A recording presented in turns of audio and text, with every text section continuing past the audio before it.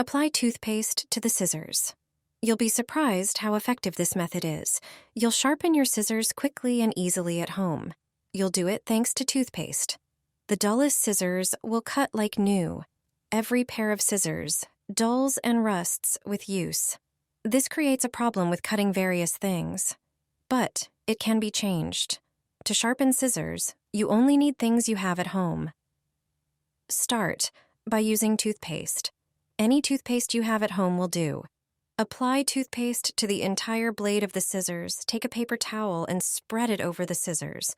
Do it carefully. Coat the scissors with toothpaste on both sides. Leave the toothpaste on the scissors for about 5 minutes. After that time, take a clean, dry piece of paper and wipe the scissors.